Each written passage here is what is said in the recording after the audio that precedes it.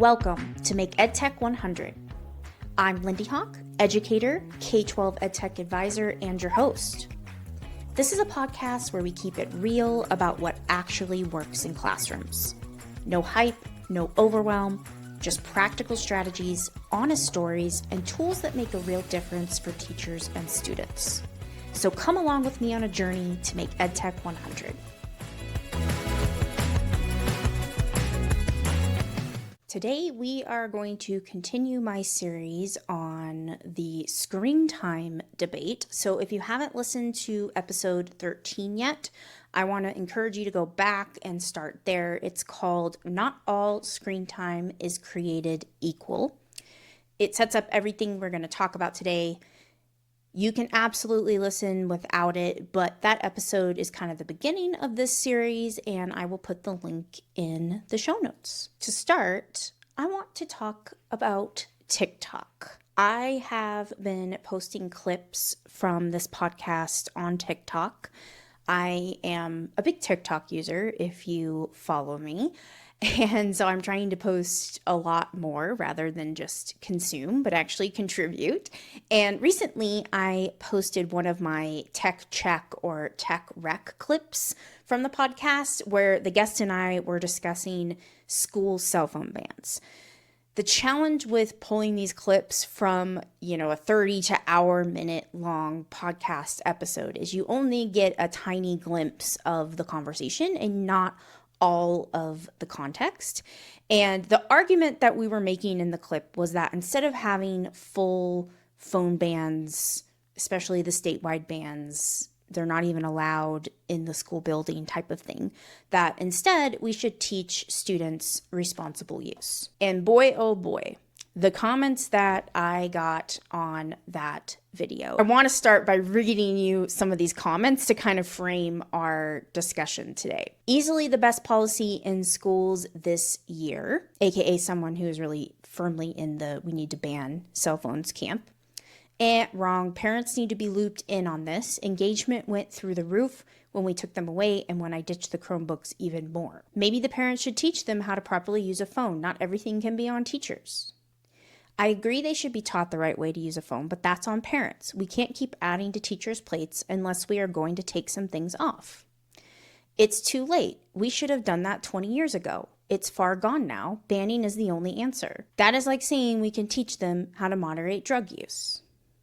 Nah, ban the phones. Students do not need these devices constantly. An adult using one is completely different. It's an already developed prefrontal cortex. If we can get away from Chromebooks, that would be perfection. This person went on to argue that we should keep all technology away from people until age 25, when our brain's fully developed. Talk about a completely unrealistic scenario, IMO. But, so that was kind of and that was a good summary of most of the comments. But then there was this one comment, and it said, explicit teaching has a large place in education. Yes, that is exactly what I want to talk about today. Now, before I go further, I want to name something important because I think a lot of those comments, the frustrated ones, the just ban it ones, are responding to a position I'm not actually taking, and the guest in the clip was not actually taking. Again, they didn't have the full context of the conversation. Several commenters seemed to assume that we were arguing for unfettered, unrestricted phone access in schools. Absolutely not. We were not saying that students should just have their phones out whenever they want with no expectations or no structure or no guidance. I 100% do not think that that's what we should do. I think that's what led us to a lot of the current challenge that we're in now that's leading to these phone bans. So that's not my position. That has never been my position. My position is that there is a happy medium. There's a centrist approach that the current conversation keeps skipping over to go to one extreme, which the completely ban it extreme. That centrist approach kind of looks like this. We guide students, we set clear expectations, we establish boundaries around when and how devices are used, and within that structure, allow use when it's appropriate, when it's purposeful, when it adds to instruction, when it adds to learning, when it's intentional, when the teacher actually maybe needs that technology access, not unfettered access, not zero access, the happy medium, the centrist approach right in the middle, the guided, intentional, taught access. The key word there is taught. Now, two of those comments said something I want to address before we go any further. Two separate people said some version of maybe parents should teach them how to use a phone properly. That's on parents, that's not on teachers, right? That's on parents, not on teachers. And I want to say, you are not wrong that parents have a role here, 100%. Absolutely. Parents have to have a role here. It can't completely be on schools, but it also can't completely be on parents.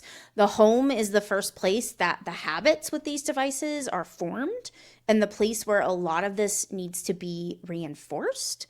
But I also replied to one of those comments and said, parents don't know how to use them properly because they were never taught either.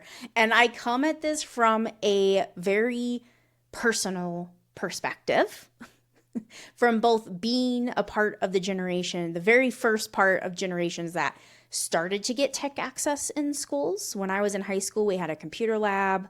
We did a lot of PowerPoint and Microsoft Office things.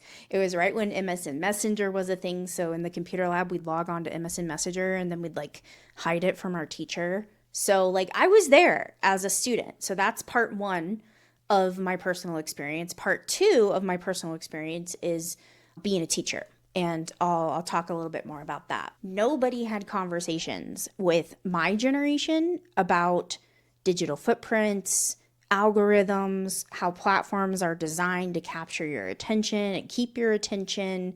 Nobody ever taught us the difference between productive use and passive consumption of technology. Nobody. Now, I know the parents of the kids that are in school were not taught these things either, or at least the vast majority of them, because again, the parents are either my generation or they are my former students. My former students grew up, became parents, and now they are handing smartphones to their kids without the tools to guide them because nobody ever guided them. It's like we have this chain, just never-ending cycle chain. It's just infinite chain that goes round and round, and it has to be broken somewhere. So when we say that's on parents, that can't be on schools, that can't be on teachers, teachers are too overwhelmed. Yes, both are true. Part of it is parents, part of it is at home, but part of it has to be in school, especially public schools. Public schools are a public service, and this is a public crisis. So if schools aren't addressing this crisis, there's a problem there. You're a public service. You've got to address public crises. Crises? Is that a word? I think it's crises. Okay, all right. We'll go with crises. We have to reckon with the fact that we never equipped the parents. We have a mega generational gap in digital literacy. And it started long before smartphones. It started when I was in that high school classroom and computer lab in Ekalaka, Montana, trying to hide MSN Messenger from my teachers. And now it's compounded a lot since then with every new platform and every new device since. Parents cannot teach what they were never taught, what they don't know. By the way, I get requests from parents all the time for workshops for them. I've done a few things. I did a webinar for varsity tutors that was focused on parents. I've tried to kind of connect with libraries, public libraries, and offer some workshops over the years. I haven't tried in a while, I will admit that. But it's really tricky for multiple reasons. I won't go down that path. But parents are hungry. Most parents are hungry for this information. So one thing to take away here from being a school employee is that schools have got to teach the parents too. You can't just say this is on the parents and then just let it hang. There's got to be. I actually was in a school a couple weeks ago and this conversation came up. And the person I was talking to said, we've tried to offer after school events and hardly anybody shows up. We get a handful of parents that show up for these things. And I said, okay, how about this?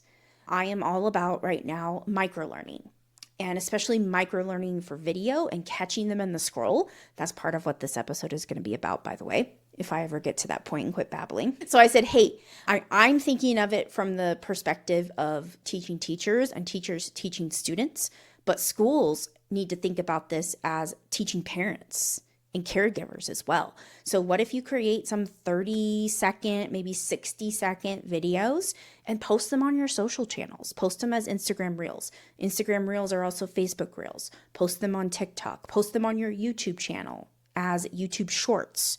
So you're giving multiple avenues for parents to be able to get this information. So just something to think about. So back to my point, parents can't teach what they were never taught, which is exactly why we can't afford to keep waiting, and exactly why explicit teaching in schools with students right now matters so much. Now, the other part of those TikTok comments were, we can't keep adding to teachers' plates. I hear it 100%. Teachers are overwhelmed. They're burnt out. I get it. I want to make the case today that this isn't one more thing added to the teacher's already impossible list, but this is the thing that makes everything else make more sense. And we've got to figure out some other stuff to cut, because technology can't be the thing to cut. Technology infiltrates every single part of our lives. It affects how we vote. Most people get their voting information from social media now. They don't get it from newspapers and magazines and watching the evening news at 6 o'clock like my grandparents did, and still do to this day. Every single evening they watch the 6 o'clock news, to the point that when they're at my house, the TV goes on at 6 o'clock and they want to figure out how to get to live TV to watch the evening news. Maybe it's 5 o'clock. What time's the evening? See, I don't even know what time the evening news is. 5, 6 o'clock, somewhere around there. And we don't even have live TV at my house. All we have are streaming services. So every time my grandparents come visit, we have to figure out how to get to live TV so that they can watch the news.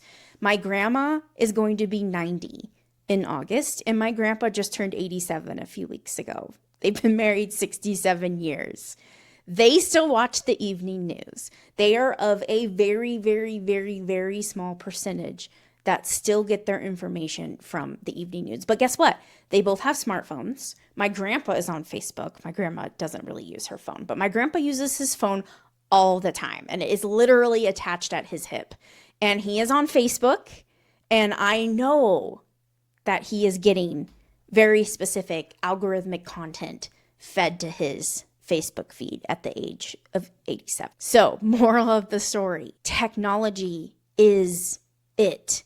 It's not the extra thing. It's not the thing to add to teachers' plates. It's the thing that needs, not the only thing, but it needs to be a central part of what teachers do and what they teach. I know the frustration is real. Like I said, the exhaustion is real. Teachers are stretched thin. They're being asked to do more with less every single year. There are platforms out there that are genuinely harmful in their current form to many people, especially kids. The concern is valid. But also, we can't ban our way out of digital literacy. We can't restrict our way to responsible technology use. Students live in a world filled with technology, whether they touch a device or not.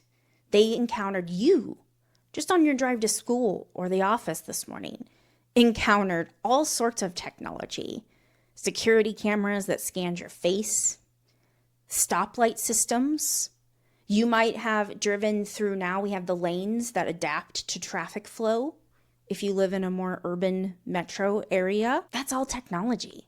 It doesn't have a device, it doesn't have a screen, but it's all technology that literally you can't live in modern society without encountering. If students are coming to your school, even a virtual school, they're definitely a virtual school because they can't interact with you without technology in a virtual school, right? They're interacting with technology. So what do we do to prepare them? That's the question. So today's episode is about the thing I think is most missing from this debate. Not more bans, not more access, instruction. explicit, intentional, skilled instruction in how to use technology well, because that is something we can do. And it's something we are not doing nearly enough of currently. Right now, the conversation about technology and kids has two sides, and both sides are shouting past each other. And I realize I'm on one of these sides. I'm on the side that is saying technology is powerful, EdTech matters, don't throw out the baby with the bathwater, kids need digital literacy. And then the other side is I'm screaming at them, the other side's screaming at me. Technology is harmful. It's frying our brains. Algorithms are addictive. Kids can't handle it. Take the phones away. Ban the devices. Protect childhood. Right? We're screaming. And both sides are talking about access and the device. More access, less access. Restrict, allow, moderate. But nobody's talking about instruction. Not access, instruction. Because here's the thing. We don't protect kids from hard things by removing all exposure to those hard things. We protect kids by teaching them how to navigate those hard things with skill, awareness, agency, knowledge. We don't teach kids about stranger danger by keeping them inside, locked away forever. We let them walk to school. We let them ride their bikes to school. I see it every morning. I live about 3 blocks from an elementary school and maybe 5-6 blocks from a middle school. So every morning, 8 to 8:30, there's the mass Monday through Friday, the mass going to school, kids walking, kids riding their bikes, especially this time of year in Montana, they can actually ride their bikes to school. And then every day, 3 to 3:30, it's the opposite. They're headed home. A lot of them aren't with adults. So we don't lock them inside forever. We teach them what to do when an adult makes them feel unsafe. So we have the conversations with them. Hey, while you're walking to and from school, what happens if an adult pulls up and rolls down their window and starts talking to you? What do you do? How do you react? Education, instruction. We teach them. We don't teach kids about alcohol by locking them in a room until they turn 21 and they're legally allowed to drink. We teach them what alcohol does to their brain, why it's designed to feel good, what responsible choices look like. We don't teach driver's ed by keeping teenagers off of roads until they're 18 and then handing them the keys with no instruction. We send them to driver's ed. Driver's ed used to be all involved with school. It very much still is in Montana, but I know a lot of states, driver's ed has been put outside the school now, but it's still there. It's still something that if you're going to drive before you're 18, you have to take driver's ed. And then you also have to take a test in order to get a card that says you're able to drive, that you know how to drive responsibly. You know the ways of the road, the laws of the land, the laws of the road, I guess we should say. And yet, when it comes to technology and specifically to social media and the way algorithms work, our primary strategy has been remove access, ban it, take it away, and then hand them a phone and wish them luck. I just had a conversation with someone the other day about how you literally can't function in society without a smartphone anymore. I gave the example of my grandparents who are 87 and almost 90. We had to get them smartphones several years ago because even going to the doctor, now the doctors all have online portals. So they would get these messages that would be like, oh, or, they'd hand them a piece of paper at the office. I was like, hey, you need to log into your online portal to access this or complete this. And they're like, what? They don't have internet at their house. Like, what do we do? So they have smartphones now. Not having a device isn't logical. You can't, unfortunately, the way our society works now, you can't operate in society without a device. I think where I had this conversation, I was in Orange County, California, and we were talking about how even to park at the location of the event that morning, you had to go scan a QR code and log into an online portal to pay for parking. You can't even park without having a device. Back to that comment I got about how our prefrontal cortexes aren't fully developed till we're 25. Yep, that's correct. That's what science and research tells us. Our brains aren't fully developed till around the age of 25. Their argument was, we just don't give tech access till age 25. That is not feasible unless all of society are going to collectively go together and get rid of our smartphones and all technology, which is not going to happen. I've done this, by the way, in many workshops where I ask people in the room, raise your hand if you are willing to hand me your phone right now and just go without your phone. And I usually will have anywhere from 0 to 1 to 2 people raise their hand, depending upon the size of the audience. That's it. Now, I said this in episode 13. I'll say it again. There are absolutely forms of technology that warrant restriction. Personal smartphones with addictive social media algorithms running during school. Yep. Don't need that. Don't want to do that. Platforms engineered to exploit dopamine systems and feed kids harmful content. Those platforms deserve regulation at the company level, not just at the classroom level. I said in the last episode, we need to regulate the algorithm, not the device. Again, I'm not arguing that kids should have unrestricted access to everything digital at all times. That is not my position. I think that most, for some ages, all technology access needs to be restricted. That's my position. Not taken away, restricted, managed. Restriction alone without instruction is not a strategy. It's avoidance. And eventually kids leave school, and if the only thing we ever did was take the phone away, we sent them out into the world unprepared. Now, I told you this is personal for me because I was, as an elder millennial / zennial, I was the generation that had just started to use technology. I just started to get cell phones, not smartphones, but flip phones. And then also when I was teaching, I started teaching when I was only 22, I think was when I started teaching. And I taught middle school and high schoolers. So I had students that were only 3 or 4 years younger than me. Some of my seniors were only like 3 years younger than me when I started teaching. And when I was in college, Facebook became a thing. And at the time, it was only open to college students. It's amazing how many people don't realize that Facebook actually started only for college students. So that was when I was in college. I actually vividly remember the day my roommate showed me Facebook. She was in her room on her computer and she was like, Lindy, come here. So I ran across the hall and she's like, look at this thing. I'm connecting with all these people that I haven't talked to in forever. And I was like, oh, this is really cool. So then I went in my room and got on my computer and created a Facebook account. So yeah, college students only. So then when I started teaching, that was right when Facebook had opened in the previous year or two to anyone. So it was open to anyone. It wasn't just college students anymore. And this included my students, especially my high school students, all had Facebook accounts. And the advice that I got from the adults around me, my mentor teachers, the other teachers in my school, etc., everybody told me to just ignore it. As a brand new teacher, a very young brand new teacher, they said just act like it exists, just ignore it. Don't friend your students on Facebook. Don't engage with it. Kind of just act like it doesn't exist was the advice that I was given. And over the years, I've realized that that was the worst advice possible. Possibly the worst advice that I ever received as an educator. I received some not great advice in my first few years of teaching. That is definitely in the top 3. I don't know if I could rank it the worst, but definitely in the top 3 of worst advice that I received as a especially new young teacher.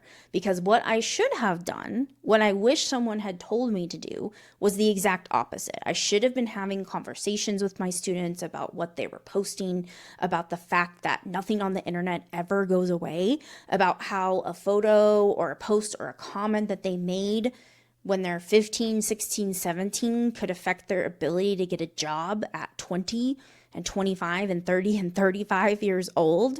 I should have been talking about digital footprints and what they are and why it mattered. But nobody told me to do that. Also, nobody taught me. So I didn't teach my students. I acted like it didn't exist and I moved on. And I'm still haunted about that to this day, especially considering what I now do for a living. Those students, the ones I never had those conversations with, are now adults. Many, I would say most of them, are now parents, and they are handing their kids smartphones with access to apps and algorithms, far more sophisticated and far more addictive than Facebook was at that point in the mid to late 2000s. And why are they doing it? Because nobody ever guided them through it themselves. There were no restrictions at that point. Things like Bark, the Bark app that parents can put on phones, that didn't exist at that time. Facebook was really the only social media for a bit. Then we got Instagram, and I don't know what order that came in. So again, to those people that are saying this is on parents, we can't add to teachers' plates, they don't know. They don't know how to do it because we never taught them. I was one of the teachers who had a chance to start that conversation back when the stakes were lower and the technology was simpler, and I was told to look away. So I did. And now those students are the parents, and the cycle continues. We missed a generation, and I think about that a lot. And I think about the timeline. Facebook launched in around 2005, 2006. It took 10 to 15 years for the negative effects of not just Facebook, but Instagram and all the other social media platforms out there to have negative effects on mental health, attention, create political polarization. I should say extreme political polarization. I shouldn't say it creates, it adds to. That's better. Adds to extreme political polarization. The negative effects on well-being, especially of teens and preteens. It took 10 to 15 years for those things to become visible enough and documented to really make headlines. And then it took another 5 to 10 years after that for policymakers to actually start acting on it. And that's why we're just now seeing these device bans, especially the ones happening at the state level from state legislators. We're living in the delayed response to a problem that started 20 years ago. Now, that's the social media timeline. It was a pretty fast timeline, especially I remember hearing stats over the last 10 years about how fast, like the number of signups for every social media platform got more and more and more in the first days of each one as they were released. Like Facebook was pretty low, but then by the time Instagram came out, it had more signups at the beginning than Facebook did, and then Snapchat, and et cetera, et cetera. But now let's talk about and think about AI. ChatGPT launched in November of 2022 to the public. So we're a little over 3 years, almost 3.5 years in to generative AI being accessible to anyone that has an internet connection and a device. And we are already seeing negative effects. 3 years, a little over 3 years, and we're already here. That timeline has compressed dramatically. We do not have 10 to 15 years to figure out how to respond to generative AI and agentic AI, other advanced forms of AI, the way we had 10 to 15 years to figure out how to respond to social media. We don't even have 5 years, honestly. The effects are arriving almost simultaneously with the technology itself now. We're not seeing this delayed negative effect like we did with social media, for example, which means we can't afford to make the same mistake twice. That's the moral of the story here. We can't afford to act like it doesn't exist like we did with social media.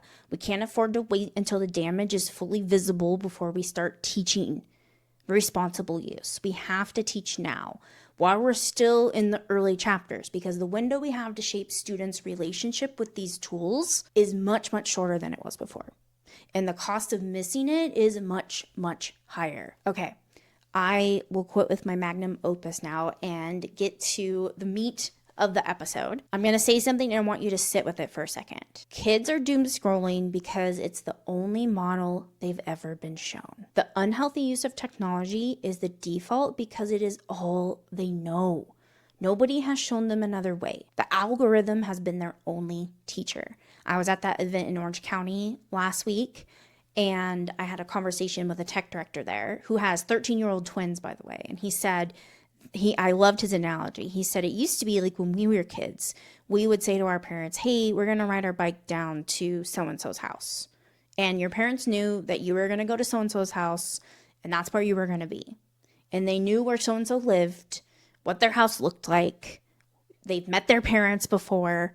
Now, students open up a phone, and they open up social media and the internet, and they're transported somewhere around the room to an influencer's living room or a house that they rent to film in.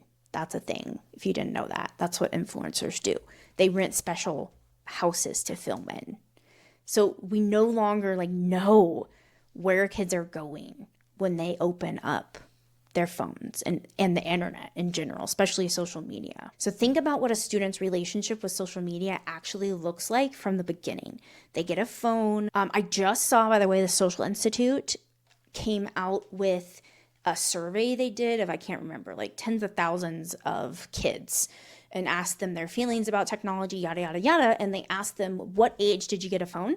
The average age, 11 years old. So they get their phone, we'll say at 11. They download the apps their friends are on, which there's constantly new ones, by the way. It's really hard to keep up as an adult because as soon as the adults learn about the new social app, they kind of quit using it and go start using another one. And the development of these apps is just as quick as that. The apps show them what the algorithm decides to show them. They scroll, the algorithm learns what they interact with, what they don't interact with. It gets better at holding their attention. The cycle continues completely uninterrupted with no adult ever sitting down and saying, hey, do you know what this app is designed to do?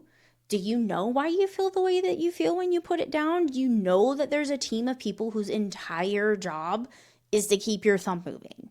And scrolling, endless scrolling. Do you know that you have more power here than the app wants you to think? Do you know that they're likely selling your data and that's why the app is free? The amount of kids that I have these conversations with that are just appalled and shocked because no adult has ever talked to them in that way about the technology that overtakes their life. We either give them the phone and walk away, or we take the phone and say not yet. Or maybe there's an in-between there where you put like a bark app and limit their access to these social media platforms. Really, none of those teach much.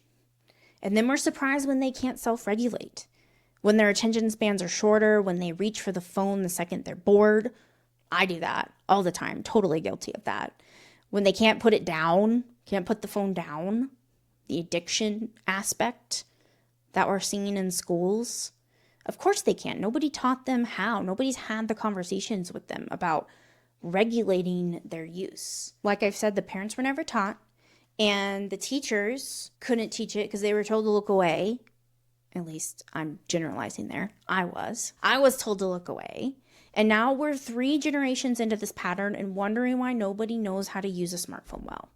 Maybe not, that's not the right word. Not use a smartphone well, but use it responsibly and in a healthy, mindful manner. This is a teaching problem, and teaching problems have teaching solutions. Now, some of these comments I read at the top of the episode, the one saying that the algorithms are too powerful, that companies have billion-dollar behavioral science teams designing addiction, those aren't wrong. That's real. I'm not going to stand here and tell you that a 45-minute lesson plan is going to fully counteract the engineering power of Meta and TikTok. I think ByteDance is the owner of TikTok. Meta and ByteDance. But knowledge is protection. Education is protection. Awareness is protection. Teaching kids to recognize what's happening to their brain, to understand why the scroll feels the way it feels, to name it when the algorithm has taken the wheel and is in the driver's seat, that changes things. Not perfectly, but meaningfully.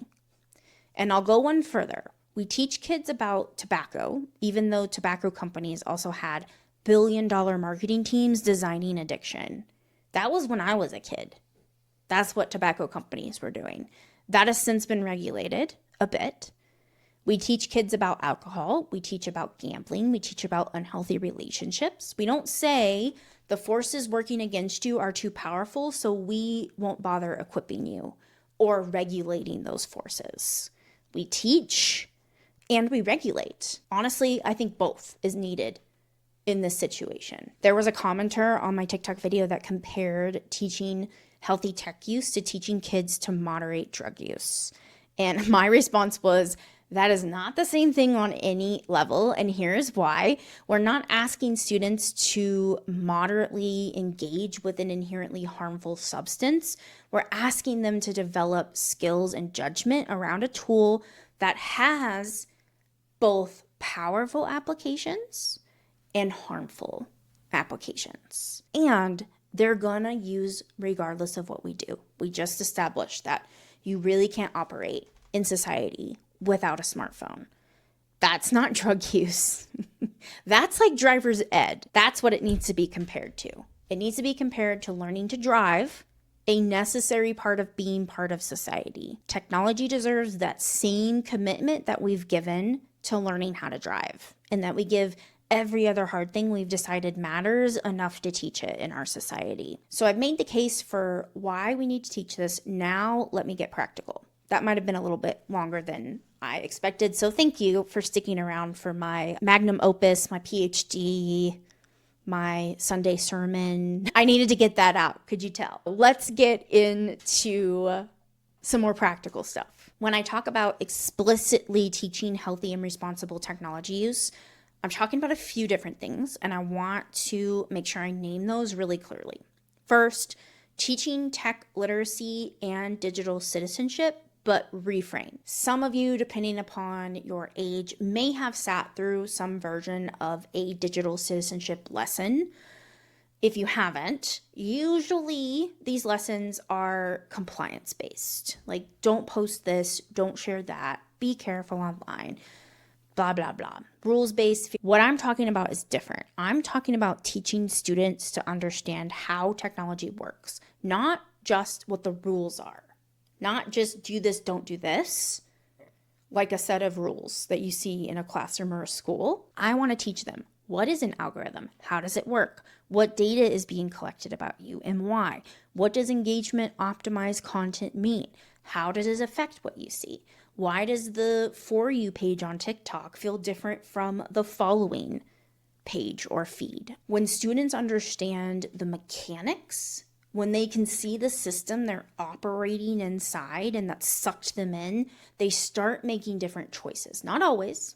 There's always the some, but the majority. They start making different choices, maybe not perfectly, especially at first, but knowledge slowly starts to change behavior for a lot of people. Not just don't post this, but here's the actual why behind it. Second, teaching the difference between a doom scroll and a productive scroll.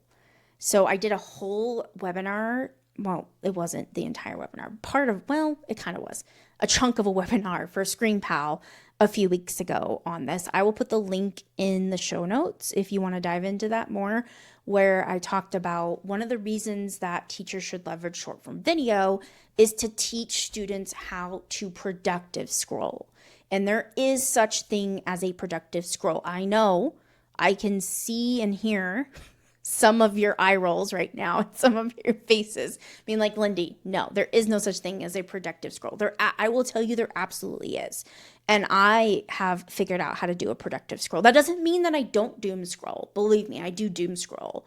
But I'm very targeted and purposeful at when I doom scroll and when I productive scroll. A doom scroll is what happens when the algorithm is driving. The student is passive.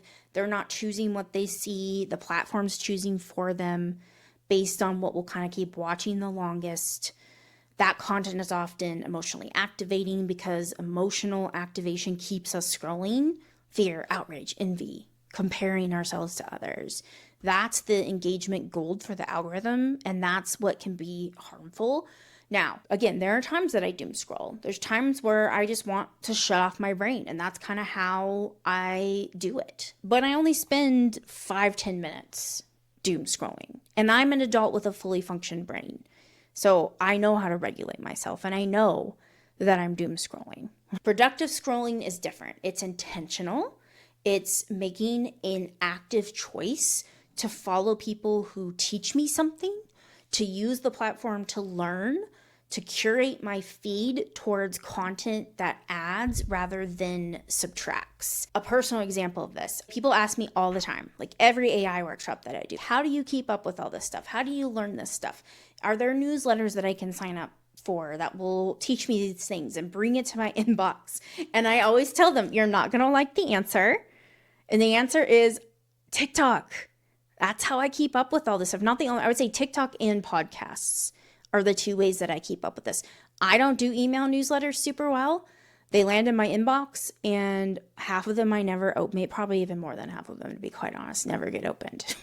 Because my email is a mess and my email is a source of work and I want to spend as little time as possible in my email versus when I open TikTok or play a podcast, I'm in the mindset of I want to learn something. This is Lindy time. I want to learn about, I think ChatGPT just released a new AI model. I want to learn about that. So I'm going to go to my following section of TikTok where I have specifically followed people that are going to tell me what's new in the AI world, for example. So not every time, there are times I open TikTok to doom scroll, but most of the time when I open TikTok, I'm learning. I'm not just consuming, I am learning information. And that's a choice I make intentionally as an adult with a fully developed brain, maybe fully functioned brain. No, we're not going to go as far to say my brain is fully functioning. A fully developed brain. And it's a choice that you can teach. Now, that doesn't mean, again, we're going to hand students TikTok with no unfettered TikTok access. No, that's not what I'm saying at all. They are kids. They don't have fully developed brains. They need regulation. They need guidance. But we can still start to model different ways that when they get old enough that they can have TikTok, for example, that they're doing it mindfully and not just doom scroll. Some concrete things that I teach around this idea of a productive scroll versus a doom scroll. I teach students to audit their feed. When you open up whatever you're using, TikTok, Instagram Reels, kids don't use Facebook, YouTube Shorts. I just had a teacher tell me the other day that they are shutting down YouTube access for students.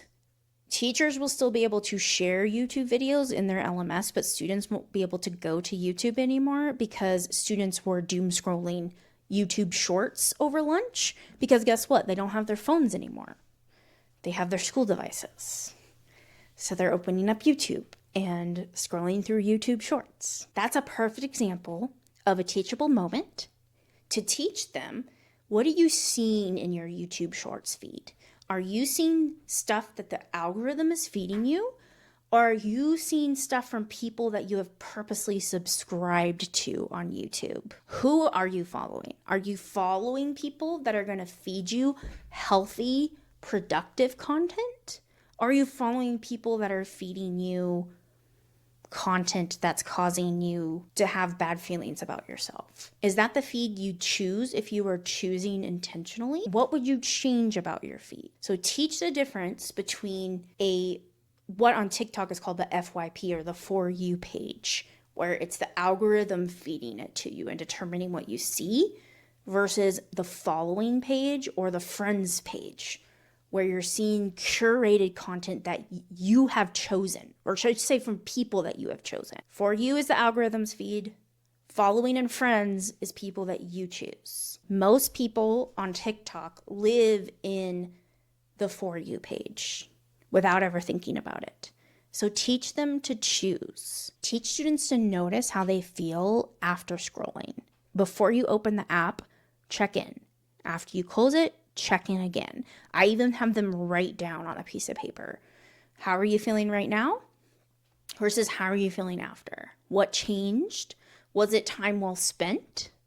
This starts building their self-awareness that self-regulation requires. I already talked about this a bit, but I want to just reinforce to teach them how to follow people who teach them something and teach them something productive, and not teach them something that's super opinion-based. When students start following researchers and creators who are actually making things and teaching things, people doing work they want to learn from, their relationship with that social media platform changes. Third, model. And this is really where my Screen Pal webinar was focused, is around how you as a teacher can model the healthy, responsible use of short form videos, what I was talking about in particular, and using it as part of your class. I think this is a big focus this year for me. One of the most powerful things a teacher can do right now is create short form video for their students. And there are many reasons why. Part of it is relationship building. I talk about that in the webinar if you want to watch it. But the other big part of it is that when you as the teacher are using short form video, like what they see in TikTok and Instagram Reels, for example, when that comes in an education environment with like a 60-second instructional video, you're now modeling what it looks like to use video intentionally and purposefully. And going back to what I was saying before, how to find people that are going to give you healthy educational content on these social platforms. We know they're going to use the social platforms no matter what, so let's teach them how to use them to find good information. That's how I use social media. I do very little Facebook. I'm a big TikTok user. I do a teeny bit of Instagram. I do a lot of LinkedIn. LinkedIn and TikTok are my two social platforms because guess what?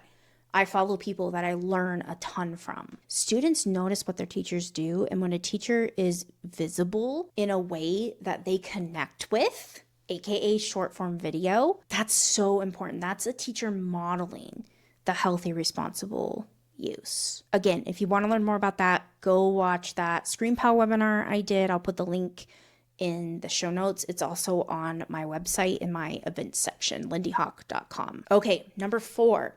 Give students opportunities to create, not just consume. So yes, you need to model the consumption of the videos. Let students create short form videos. This gets back, and not just short form videos, that's just one example of like a create versus consume thing, where we're actually doing both. I talked about this a lot in the last episode 13, this idea of putting students in the driver's seat versus the passenger seat, that not all screen time is created equal, not all technology is created equal. The most powerful thing we can do for a student's relationship with technology is to change them from a consumer that's doom scrolling to a creator, or a passenger to a driver. When a student creates something, when they're writing, recording, illustrating, designing, they're no longer on the receiving end of someone else's content and ideas. They're building their own content. They're building their own ideas, their own opinions. They're looking for evidence. That shift changes how they see the tools, how they interact with the tools every day. It changes how they see themselves. It changes what they think technology is for. In the last episode, I talked a lot about Book Creator and Snorkel, some other tools. Canva is awesome for creation. Adobe Express is also amazing for student creation. I talked about ScreenPal. That's a great one if you want to create videos in particular.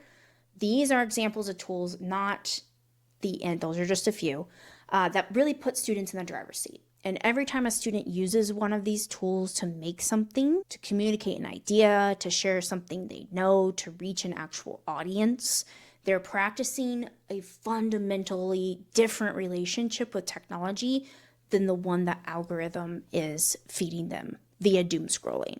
That's healthy tech use, and that's just a few ways that we can help explicitly teach healthy and responsible tech use. Now, I know some of you are thinking, but Lindy, it's not all about technology. We've got to do some things by hand. We've got to use paper. We've got to get kids off of screens. Absolutely. 100%. Absolutely, yes. We want some of that. We also want some of the technology. There are real value in analog experiences, handwriting, drawing, reading a physical book, working through a math problem with a pencil and paper. We should build in tech-free time and options. One of the things that I talk about in my book in terms of virtual learning in particular, but it's the same with in-person learning, is give students choices. Choice is huge, and always have at least one no-tech, one low-tech, and one high-tech option for students to show what they know about a topic. Like I said in episode 13, it's all about moderation. It's all about intentionality. It's all about use case, not existence. It's all about how the teacher designs and uses the technology. The same can be said for non-tech. There's a lot of tech things that a teacher could do that I think is not super purposeful. There's also a lot of non-tech things that teachers can do that I don't think is super purposeful. It's about intentionality with all of it. There's a time and place for paper. There's a time and place for technology. The goal is never to maximize screen time. The goal is never to maximize paper and pencil time. It's to Let the teacher make the instructional decision about what is best for that particular learning goal. You cannot teach healthy technology use by avoiding technology entirely. You can have a lot of conversations with students. You can put a lot up on the board or on the projector or smart board, whatever type of screen you have in your classroom. You can put it up and have lots of conversations with students where they're not actually interacting with the technology, but you're talking about it. But at some point, there has to be access there. When I'm talking about AI literacy, the definition I use has 3 verbs: use, understand, and evaluate. And I always say there's this really great, it's from Digital Promise. They have a really great graphic that shows that those 3 verbs have to go together. And if one of those verbs is missing, then you're not fully AI literate. If you understand AI, but you're not using it, you're not going to be able to fully evaluate it. The same goes for all tech use, in my opinion. And of course, that varies by age level, developmental appropriateness, etc. But you can't teach someone to swim by never letting them near the water. You can't teach someone to drive by never letting them near a car. You can't teach someone healthy technology use by never giving them access to technology. At some point, kids have to be in the water, and our job is to be in there with them. Teaching strokes, teaching what to do when a current pulls them, teaching how to read the conditions of the water, not standing on the shore saying, water is dangerous, stay here on the shore. They're gonna get in the water anyway. They're gonna drive anyway. They're gonna use the technology anyway. So adults have to jump in the pool and learn right alongside them, teach right alongside them. Students are already in the water.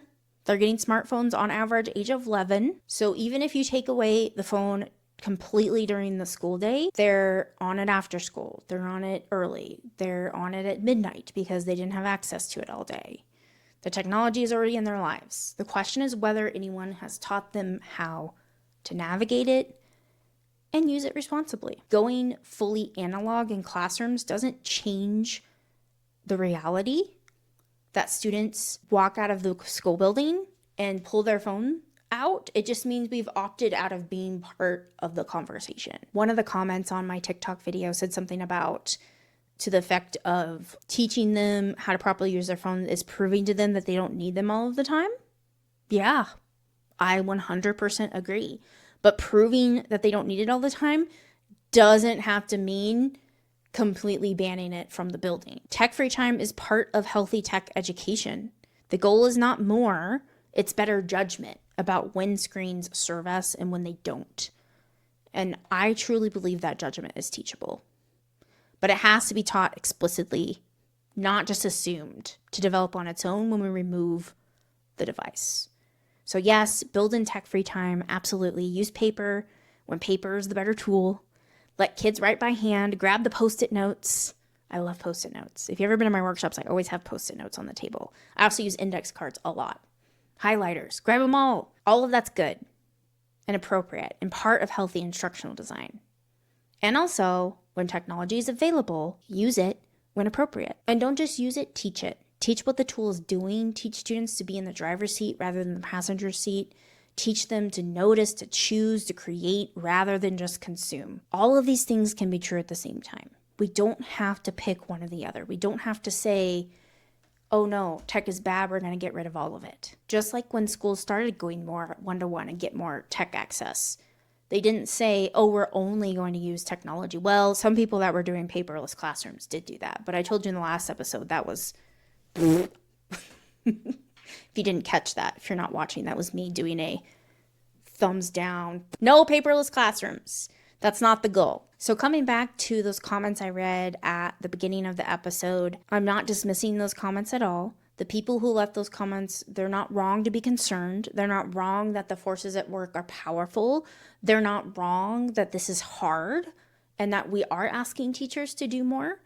What I want to push back on is the conclusion. The conclusion that because it's hard, we shouldn't try. That because the algorithms are powerful, that teaching responsible use is pointless. That because kids struggle to self-regulate, we shouldn't just take the device away and call it a day. Because Here's what that conclusion means in practice. We send kids out into a world full of algorithmically optimized, engagement maximizing, attention hijacking technology. And the only preparation we gave them was a restriction that expired when they turned 18, or better yet, when they graduated high school. That's not protection, that's a delay with really serious consequences. And we've already seen what that delay costs. My Facebook story is not ancient history, even though it was 20 years ago. The patterns that I failed to interrupt by not having the conversations with my students at that time are showing up in their kids' lives, amplified, accelerated, and way more sophisticated technology than we were dealing with back then. If you remember, right, there was a comment that basically said it's too late and we should have done this 20 years ago. And so now the only option is just to take the devices away. No, I refuse to accept that it's too late, because that reasoning is exactly the thinking that will ensure we miss the next generation too, and the one after that. It's never too late. It's never too late for education and knowledge. But the window is short and we have to start now. So start naming it in your classroom, not with fear, not with a list of rules, with curiosity and honesty. Have the conversations. Talk to your students about how algorithms work. Ask them what they're seeing in their feeds. Ask them how they feel before and after they scroll. Create a space for the conversation. You might be surprised how much they already sense. They just don't have the language for it yet. So give them the language to talk about it. Model it. Use technology purposefully in your own professional life and the way that you're teaching them, and let students see that. Create short form videos. Show them what it looks like when an adult uses these tools with intention and purpose. Be a counter example to the bad content that your students are seeing in their algorithm feeds. Give them something to make and create. Create the conditions for your students to be in the driver's seat, not the passenger seat. Use tech to create, to communicate, to share with an authentic audience. That is the most powerful shift I think we can do right now, enabling creation. And be an advocate, not just for banning the bad stuff, but for teaching the good stuff. Be a centrist. Leverage all the powerful parts of the technology while mitigating all of the bad parts of the technology, just like we do with other things in our life. It's all about moderation. Push for both, name both. Don't let the conversation stay stuck on access when the real work is teaching and instruction. And for those who said we can't keep adding to teachers' plates, I want to close the loop on that. You're right that teacher capacity is real and the ask has to be sustainable, but I gently push back on that, framing this as one more thing added to the pile. Teaching students to use technology well is not separate from teaching, it is teaching. Our society is so interwoven by technology, and more every day, especially now that AI is getting more and more advanced, it's starting to get super fuzzy. Like, we can't separate technology from how we operate as humans. To summarize, those comments I got on TikTok about how we can't teach kids to use technology, about how it's too late, how banning is the only answer, I want to say this directly. I disagree, respectfully, and strongly disagree. Not because your concern isn't valid. It is a valid concern. But because I have watched teachers do this work. I have been in classrooms where students were learning to understand algorithms, to curate their feeds intentionally, to create rather than just consume. I have seen what happens when you give a student a tool and a purpose and a real audience and say, make something, create something, and give them the time and space and access to do that. The relationship with technology changes, and the way that kids see technology changes when we do that. And I know what it looks like when we don't do this work. I lived it, again, as a student and a teacher who acted like Facebook didn't exist. I was the teacher who missed those conversations, and those students now raising kids of their own deserved better. And the kids of today deserve better. We can't look away from AI the way we looked away from social media. The timeline is too compressed. The stakes are too high. The window is too short. So we have to teach them now with the tools we have in the classrooms we're in, with the students in front of us. And we can't do that if the technology access is being taken away. or moved into a computer lab. All screen time is not created equal. We're not talking about the same technology. It's not about the technology. It's about the decisions we make around it. And one of the most important decisions we can make is to teach students how to make good decisions. Thanks for joining Make EdTech 100. I know educator time is valuable, and I'm honored you choose to spend yours with me. For more EdTech strategies you can use tomorrow and ways to bring me to your school or event, head to lindyhawk.com. If this episode resonated, hit subscribe so you don't miss the next one. I'm Lindy Hawk. Go forth and make EdTech 100.